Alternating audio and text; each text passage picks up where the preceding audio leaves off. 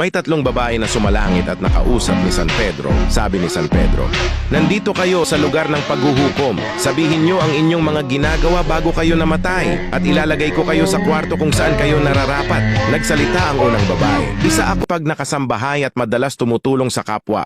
Uunahin ang iba kesa sa sarili." Sumagot si San Pedro, isa kang mabuting tao. Bagay ka sa kwarto ng mga masisipag." Pumasok na ang unang babae at nagsalita ang pangalawang babae. "Isa akong lawyer at ginagamit ko ang talino ko para ipagtanggol ang mahihirap at magbigay ng kaalaman." Sumagot ulit si San Pedro, "Isa kang mapagbigay na tao. Ginagamit ang talino sa nararapat. Bagay ka sa kwarto ng matulungin na mga tao."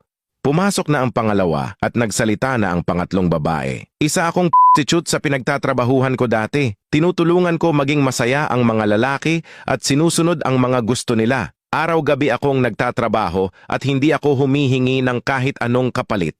Sumagot si San Pedro, "Walang bagay na kwarto para sa'yo! Doon ka na lang sa kwarto ko."